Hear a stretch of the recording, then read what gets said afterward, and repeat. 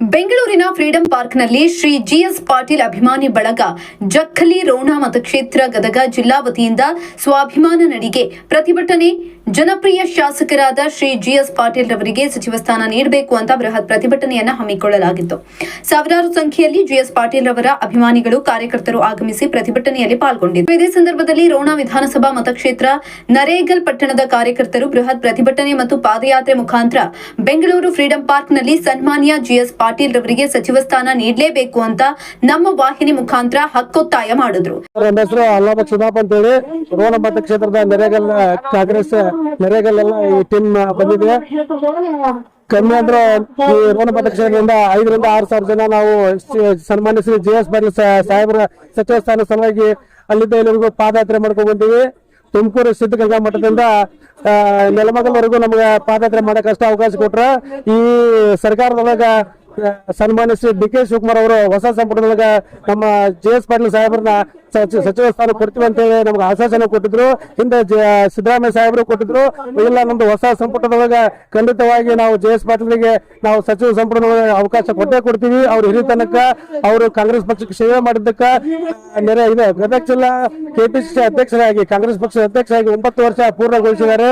ಆಮೇಲೆ ಹಿರಿಯ ಜೀವಿ, ಯಾವುದೇ ಒಂದು ಕಪ್ಪು ಚುಕ್ಕಿ ಇಲ್ಲ. ಈ ರೀತಿ ಎಲ್ಲ ಅವರು ನಡ್ಕೊಂಡ್ ಬಂದಿದ್ದಾರೆ. ಇಂಥವ್ರಿಗೆ ನಾವು ಅವಕಾಶ ಕೊಟ್ಟೇ ಕೊಡ್ತೀವಿ ಅಂತ ಹೇಳಿದ್ರು.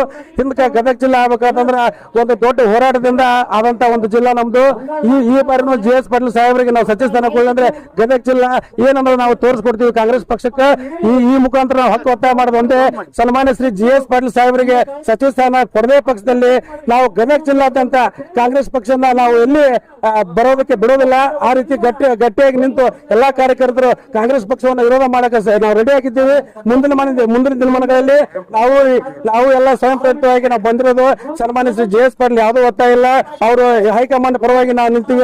ಹೈಕಮಾಂಡ್ ಏನ್ ಹೇಳುತ್ತೆ ಅದನ್ನ ಕೇಳ್ತೀವಿ. ಯಾರು ಏನು ಮಾಡ್ಬೇಡಂದ್ರು ನಾವು ಅವ್ರ ಅಭಿಮಾನಕ್ಕೋಸ್ಕರ ನಾವು ಇವತ್ತು ಕಾಂಗ್ರೆಸ್ ಪಕ್ಷದ ಅದೀವಿ ಅಂದ್ರೆ ಅದು ಸನ್ಮಾನ್ಯ ಶ್ರೀ ಜಿಎಸ್ ಪಾಟೀಲ್ ನೇರ ಕಾರಣ ಅಂತಂದು ಈ ಮುಖಾಂತರ ಹೇಳಕ ಇಚ್ಛೆ ಪಡ್ತೀವಿ. ನಾವು ನಮ್ಮಲ್ಲಿ ಕಾಂಗ್ರೆಸ್ ಪಕ್ಷ ಅಸ್ತಿತ್ವನೇ ಇಲ್ಲ.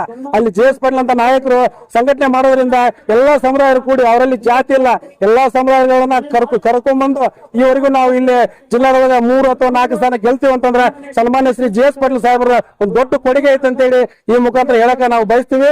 ಮುಂದಿನ ದಿನಮಾನಗಳಲ್ಲಿ ಅಕಸ್ಮಾತ್ ಈ ಸಚಿವ ಸಂಪುಟದಲ್ಲಿ ಜಿಎಸ್ ಪಾಟೀಲ್ ಸಾಹೇಬರು ಎಂದೇ ಆದ್ರೆ ನಾವು ಕಾಂಗ್ರೆಸ್ ಪಕ್ಷವನ್ನ ತೊರಿತೀವಿ ಅಂತೇಳಿ ಎಲ್ಲ ಸಾಮೂಹಿಕವಾಗಿ ನಾವು ರಾಜೀನಾಮೆ ಕೊಡಕ್ಕೆ ಸಿದ್ಧವಾಗಿದ್ದೀವಿ. ನಾವು ಮುಂದಿನ ದಿನಮಾನಗಳಲ್ಲಿ ಗದಗ ಜಿಲ್ಲಾದೊಳಗ ಒಟ್ಟೆ ಕಾಂಗ್ರೆಸ್ ಬರೋದಂತ ನೋಡುವಂತ ತಾಕತ್ ನಮ್ಮಲ್ಲಿ ಐತಿ. ಹೀಗಾಗಿ ನಾವು ಈ ಬಾರಿ ಹೇಳದಷ್ಟೇ, ನಮ್ಮ ಜಿಎಸ್ ಪಾಟೀಲ್ ಸಾಹೇಬರಿಗೆ ಸಚಿವ ಸ್ಥಾನ ಕೊಡ್ಲೇಬೇಕಂತೇಳಿ ಹಕ್ಕು ಒತ್ತಾಯ ಮಾಡ್ತೀವಿ.